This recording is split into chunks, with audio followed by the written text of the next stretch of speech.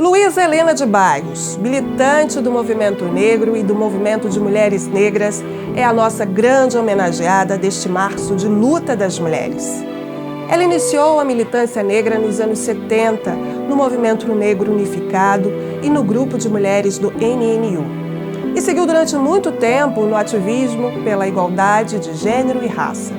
Em 2011, chegou ao cargo de ministra-chefe da Secretaria de Políticas Públicas da Igualdade Racial do Brasil, a CEPIR, onde permaneceu até 2014.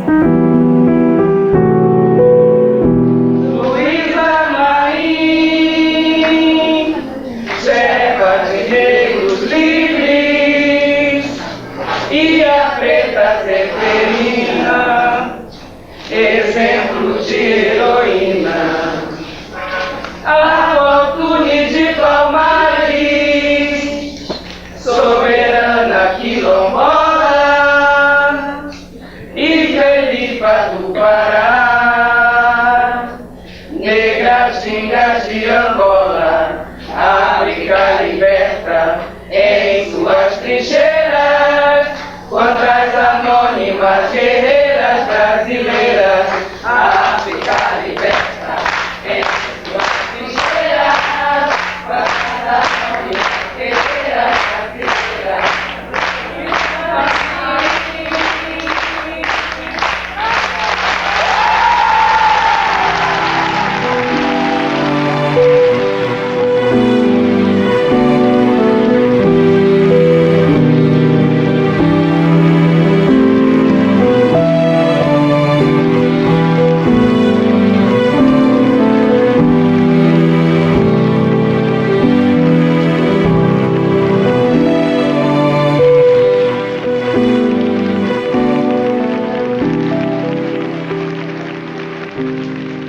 O legado de Luísa Barros é imensurável. Não é possível falar de tudo que a ex-ministra fez durante a vida dela, mas, de alguma forma, podemos fortalecer o legado que ela deixou como memória. Para começar, apresentamos um vídeo com uma fala da ativista no 8º Encontro Feminista Latino-Americano e do Caribe, em 1985. O movimento feminista ele teve uma penetração ali da sociedade muito maior do que as feministas imaginam. E me parece, inclusive, que a gente não se deu conta disso, e por isso mesmo que a gente identifica uma dificuldade muito grande de perceber esse grau de penetração e a necessidade que a gente tem agora, com o feminismo cada vez mais entranhado na sociedade, de ele estar realmente articulado com outras questões.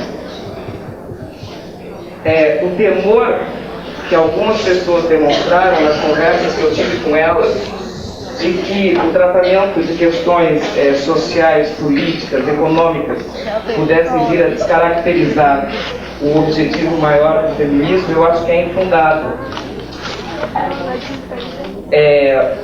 A nosso ver, quando eu digo a nosso ver, né, as mulheres é uma coisa muito mais profunda do que a gente mesmo imagina.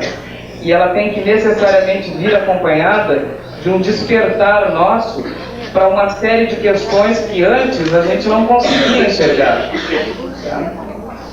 Houve um primeiro momento de necessidade do movimento feminista manter uma unidade, um certo fechamento, no bom sentido da palavra, em cima de questões específicas. Mas eu creio que agora é o momento de nós começarmos a olhar o que existe de diferente e o que existe de aparentemente contraditório dentro do movimento.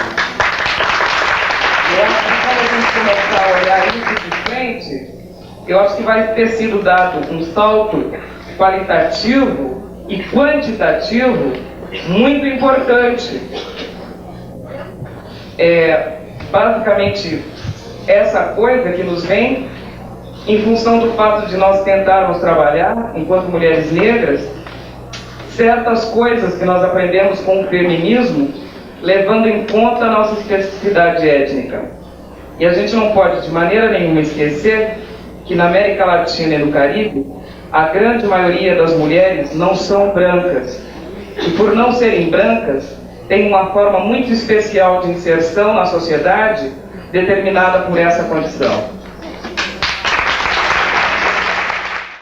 Luísa Bairros também marcou presença no primeiro Encontro Nacional de Mulheres Negras, realizado em 1988, na cidade de Valença, interior do Rio de Janeiro. O encontro foi muito importante para impulsionar a organização das mulheres negras no Brasil. Vamos ver um trechinho da fala de Luísa Bairros.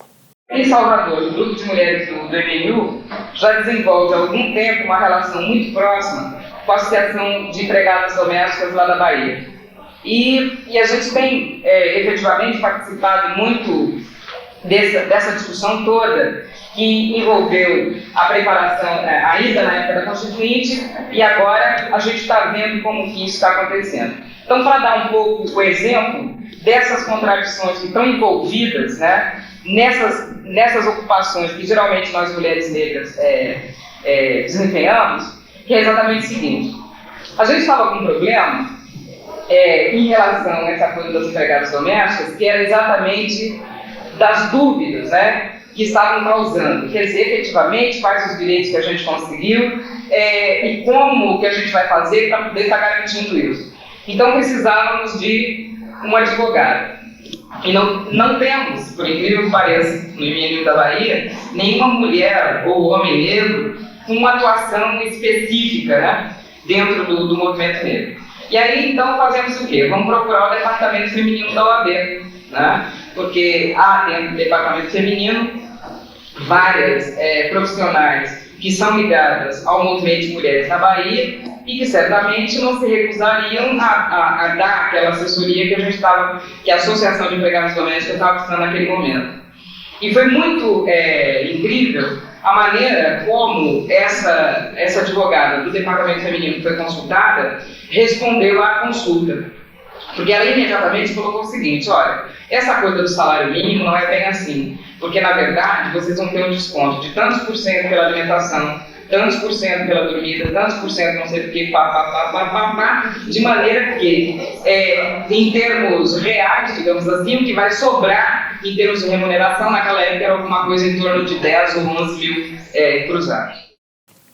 Em 2020, o canal Pensar Africanamente realizou o tributo a Luísa Bairros, com a participação de mulheres negras ativistas que prestaram fortes homenagens à ex-ministra. Vamos assistir agora as falas de Sueli Carneiro, Mônica Oliveira e Vilma Reis.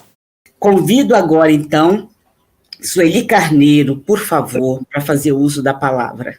É uma honra estar aqui para o propósito que aqui nos traz: rememorar a vida de Luísa Bairros e honrar o seu legado.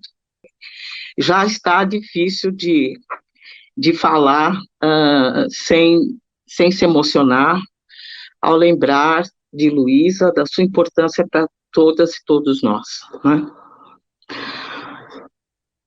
E nesse momento, especialmente, pensar Luísa Bairros adquire uma dimensão ainda maior, porque a questão racial mudou de patamar no Brasil e no mundo, impulsionada pelo neofascismo em expansão em toda parte. Vivemos um contexto que clama por mentes e vozes potentes, um contexto que clama pensamento fecundo, que permita antever processos, identificar tendências, um contexto em que Luísa Bairros nos faz muita falta. Um contexto que clama por sua reflexão crítica aguda e sua retórica possante e vigorosa, que estaria reverberando na esfera pública nesse momento. Ela não economizaria especulação sobre as razões da ascensão de Bolsonaro e mesmo da adesão a ele de parte de nossa gente. Ela não economizaria reflexão sobre os impactos de médio e longo prazo da pandemia sobre o futuro de nossa gente. Ela avançaria na compreensão da violência racial que se espraia pelo mundo e notadamente aqui. Ela estaria nos ajudando a pensar devires que estão subjacentes a esses fenômenos e buscando incessantemente por novas formas de resistência a que esse presente nos desafia.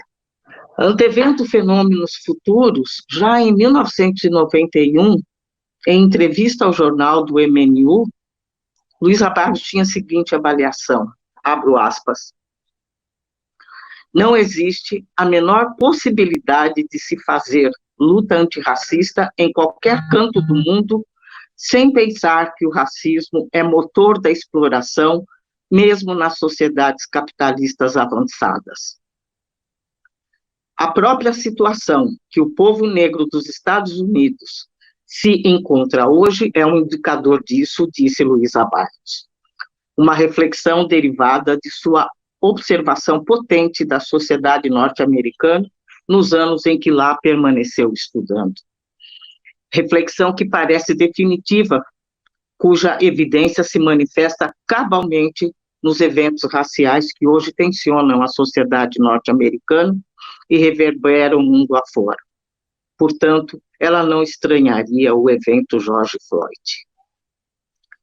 Em tempos no qual o conceito de racismo estrutural tornou-se chave da compreensão das contradições sociais que o país produz e reproduz permanentemente, nos idos de 1995, por ocasião da Marcha Zumbi dos Palmares pela Vida, Luísa apontava o significado do projeto político que impulsiona a militância negra do Brasil. Disse ela, estamos apostando hoje na possibilidade de disputar não mais um espaço dentro de outros projetos para as nossas questões, que são tidas como menores. Mas nós estamos apostando na possibilidade de que, através de nossas questões, nós consigamos efetivamente tocar, e tocar muito fundo, nas questões que dizem respeito à sociedade como um todo. E esse projeto político do povo negro que Luísa encarnava, adivinha da convicção de que ela tinha sobre o que organizava a sociedade brasileira tal como nós a temos. Dizia ela, eu vejo o racismo como uma ideologia em estado puro. É o que informa e o que possibilita desenvolver o preconceito e praticar a discriminação. É o que sustenta. O racismo engloba todas as relações e passa por dentro delas. É uma ideologia baseada na desumanização do outro, no extermínio do outro. O extermínio do outro só é possível porque há grupos que se supõem superiores. Não existe o racismo de baixo para cima, pois ele sempre pressupõe a ideia de superioridade. Portanto, enfatiza Luísa, o Brasil é um país com um racismo bem desenvolvido, tão desenvolvido que durante sua existência pôde ser negada, criando uma espécie de racismo invisível, ao ponto de acusarem os que falam a palavra racismo de promotores de sua existência. Ou seja, deixa tudo como está, pois assim estamos todos confortáveis. Como ministra da CEPIR, Luísa Barros alertou que a não inserção da população negra gera custos para a sociedade e, segundo ela, os prejuízos do racismo já podem ser mensurados.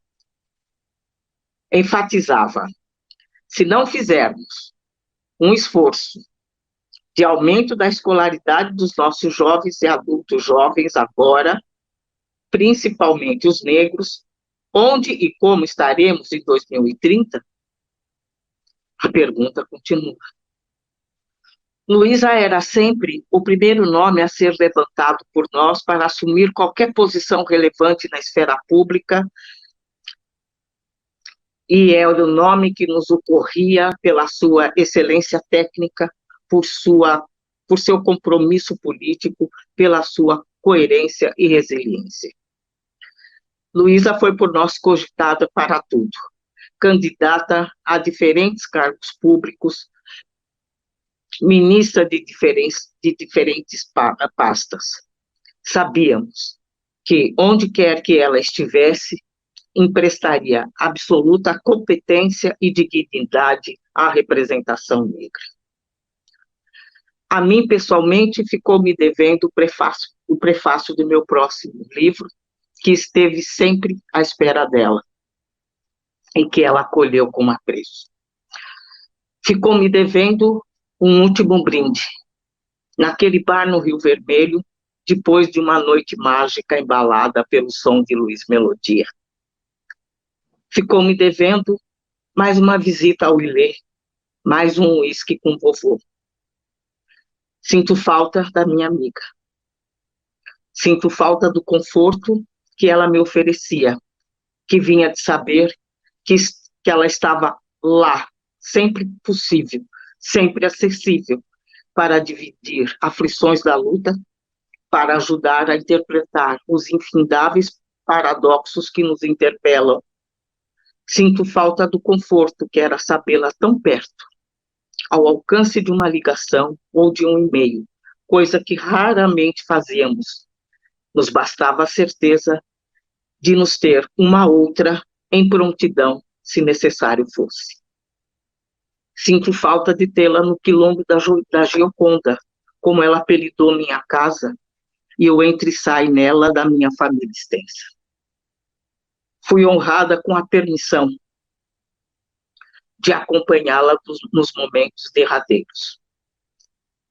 Gratidão a ela por isso e à família Bairros por me incorporar em seu seio.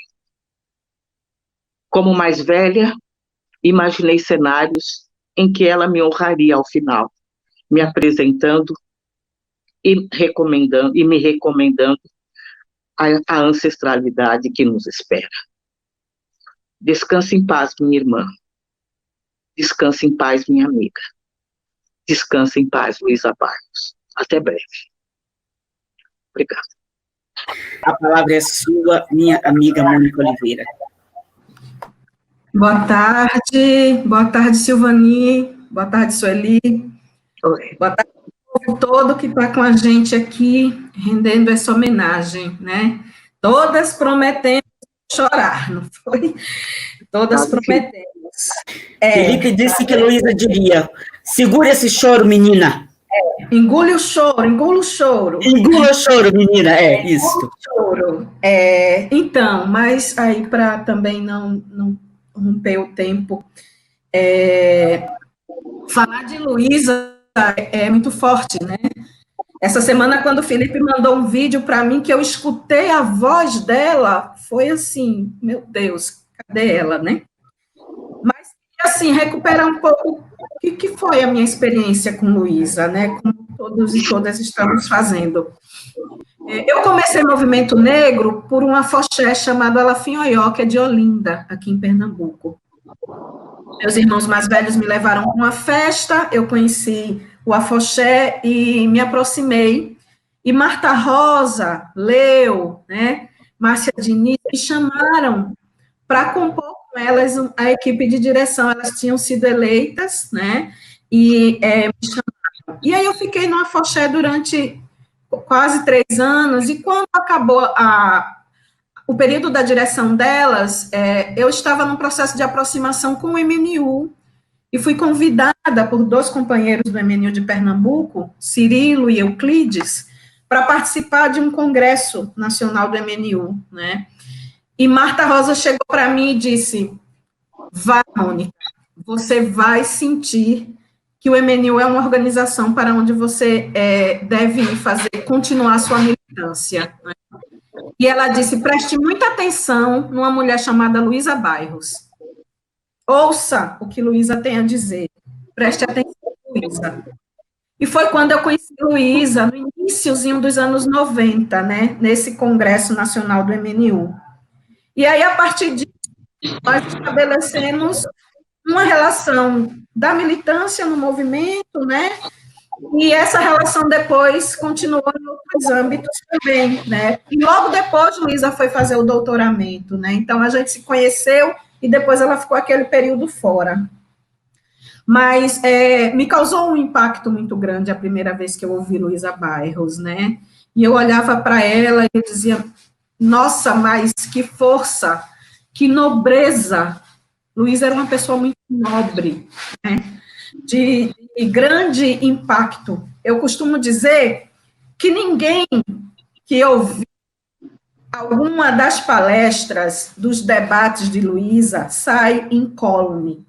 Ninguém sai incólume. Ela tinha um impacto muito grande sobre as pessoas negras e pessoas brancas também, né?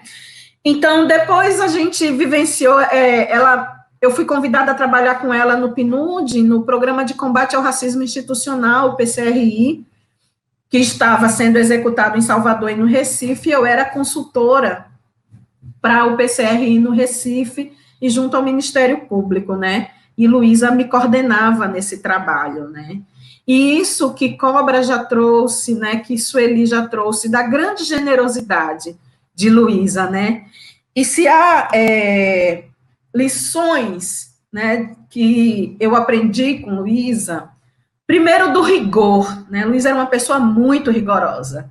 Todos nós que convivemos com Luísa, a gente sabe que não era fácil, não. Luísa era muito exigente, muito rigorosa.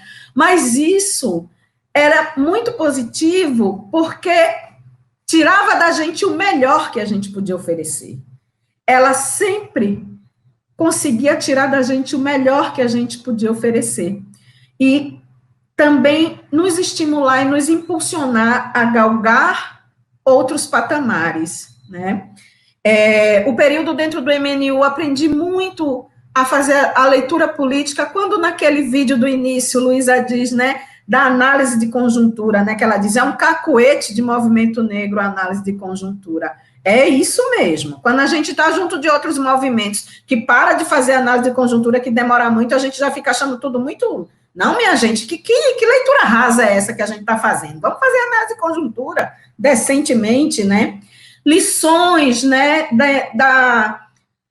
lições várias que aprendi de como fazer um posicionamento sempre aprofundado, mas também sempre ouvindo, né? Sempre com uma escuta verdadeira sobre a posição do outro, sobre a posição da outra, né?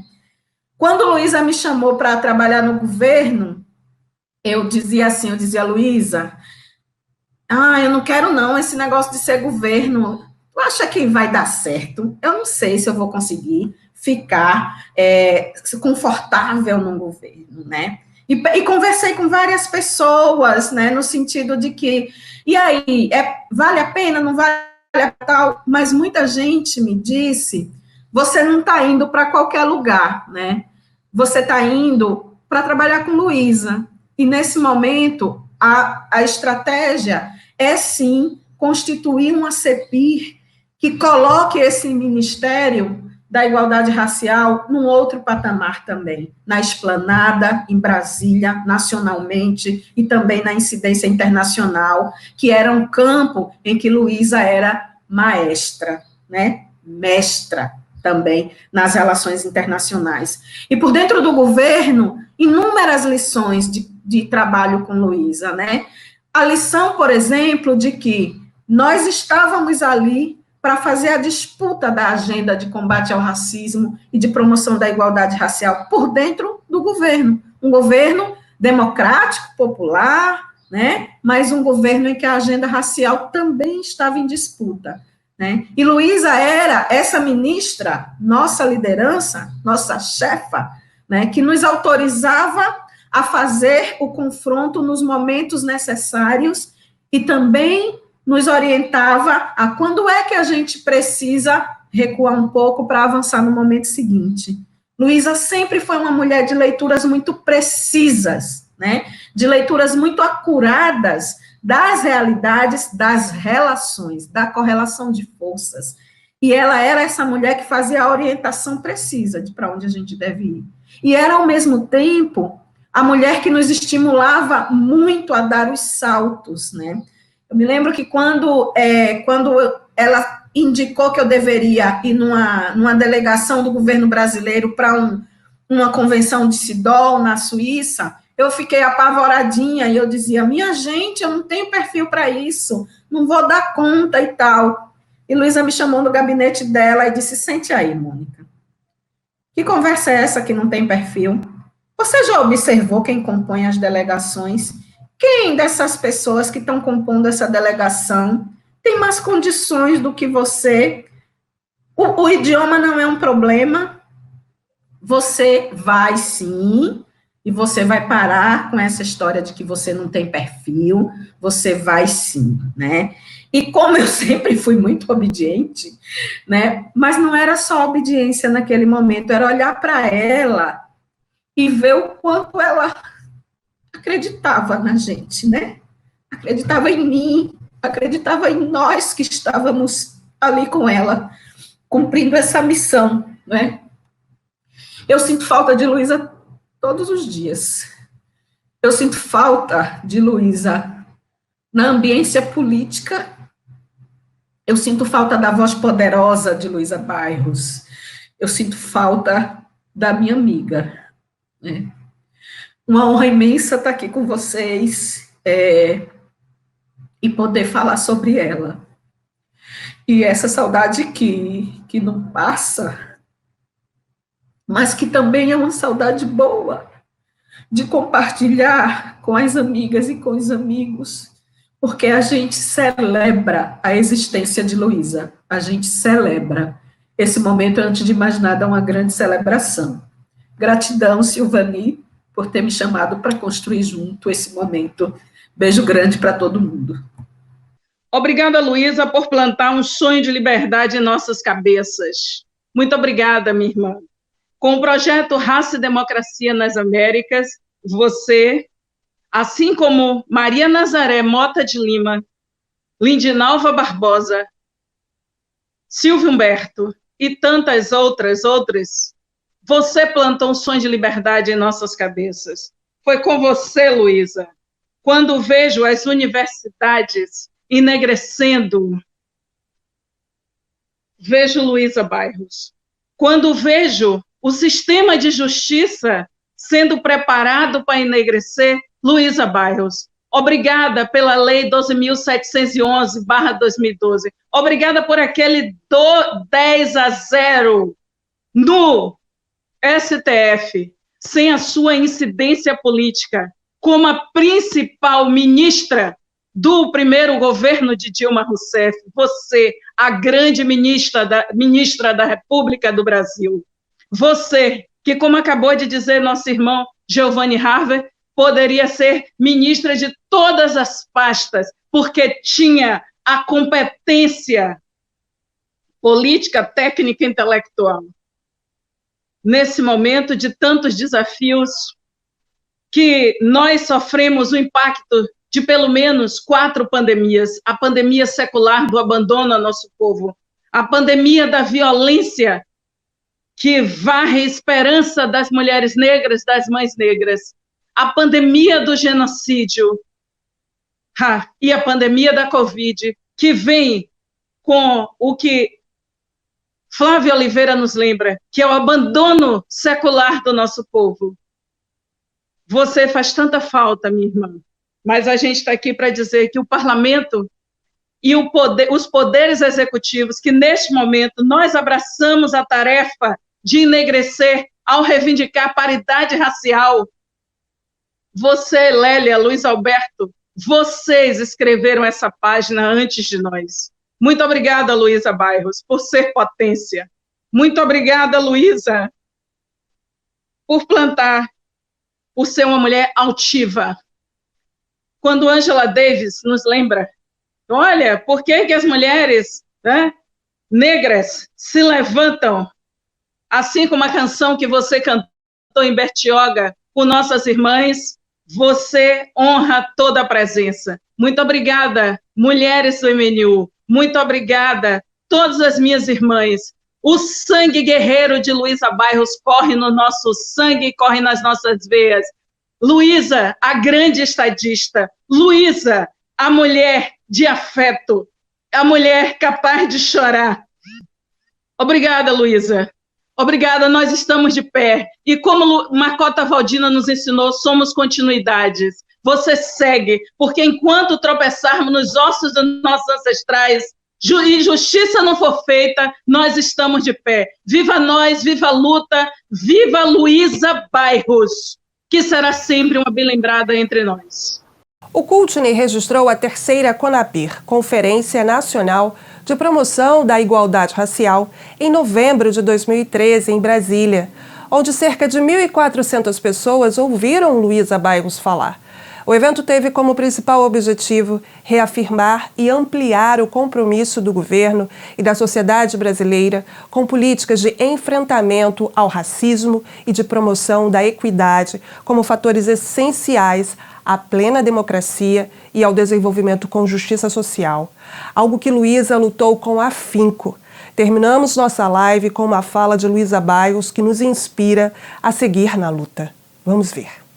Nós chegamos aqui hoje no tão esperado 5 de novembro, a etapa final de um esforço coletivo, e agora é momento de definir, em termos muito concretos, quais são as prioridades no futuro próximo da agenda de enfrentamento ao racismo e de promoção da igualdade racial.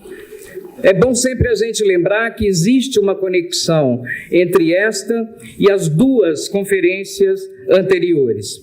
E isso prova que o Brasil passa por contínua e profunda mudança nas relações sociais e na institucionalização da temática racial. Este é um processo já de longa duração, pelo menos 10 anos, desde a criação da CEPIR, e hoje esse processo nos desafia a responder às questões propostas pelo tema da terceira CONAPIR: Democracia e Desenvolvimento sem Racismo por um Brasil afirmativo. É possível afirmar que vivemos um contexto de mudança na condição de vida da população negra. Isso se deve, nós sabemos, por um lado, à luta persistente dos movimentos negros para afirmar a questão racial como uma questão nacional. Conseguimos isso. Por outro, decorre de iniciativas governamentais que passaram das ações localizadas anteriores à criação da CEPIR para uma perspectiva sistêmica que se realiza no governo da presidenta Dilma com a instituição do Sistema Nacional de Promoção da Igualdade Racial. Muitos avanços nós tivemos no marco regulatório da promoção da igualdade racial no Brasil, e todos eles, ou cada um deles, não deixa dúvida quanto ao papel do setor público nessa questão. E é exatamente por isso que temos que reconhecer que algumas das estratégias que utilizamos no passado recente, elas já se esgotaram. E é preciso buscar formas inovadoras para efetivar políticas de promoção da igualdade racial, a exemplo da Política Nacional de Saúde da População Negra e do Plano de Implementação da Educação para as Relações Étnico-Raciais. A tentativa de responder essa questão, estamos ou não estamos prontos, como governo, como sociedade, para fazer face a isso. Hoje pela manhã participei de uma audiência no Senado com as comunidades tradicionais que lá estavam defendendo a aprovação do PL 7447, que institui, que transforma em lei o nosso decreto federal 6040. E eu estava falando para eles, era de manhã ainda, que eu estava naquele momento procurando definir como é que eu estava me sentindo nesse dia da abertura da conferência. Qual era o sentimento que eu achava que estava me movendo e qual era o sentimento que movia e que moveu a CEPIR, o CNP, até chegarmos aqui. E aí eu lembrei de uma história, vou recontar aqui para vocês rapidamente, que eu ouvi uma vez de Toni Morrison, que todo mundo sabe que é uma escritora afro-norte-americana, ganhadora de prêmio Nobel, etc. E ela, consultando um jornal antigo, do início do século XX, achou ali um anúncio de jornal que convocava pessoas negras para se incorporar na construção de uma cidade. né, que é assim que muitas cidades americanas nasceram, como um empreendimento imobiliário, vamos dizer assim, coletivo. E ela disse que o anúncio do jornal dizia o seguinte: venham preparados ou não venham de jeito nenhum. Ela achou aquilo uma coisa extremamente agressiva, porque afinal de contas as pessoas estariam supostamente sendo convidadas para participar de um empreendimento e estavam de cara tendo a sua capacidade, vamos dizer assim, questionada, né?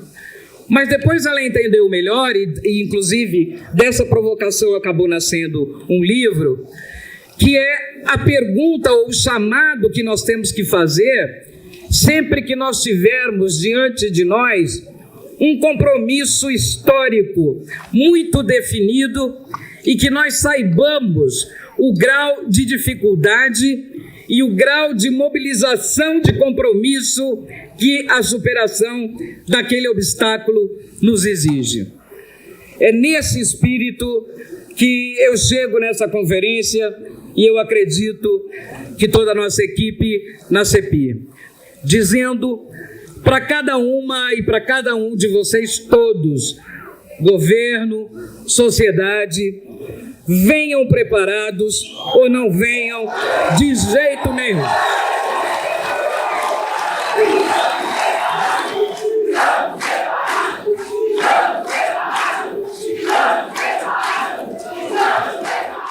Nossa memória é a nossa força ancestral. Sigamos com o legado de Luísa Bairros. Obrigada pela sua presença e até a próxima.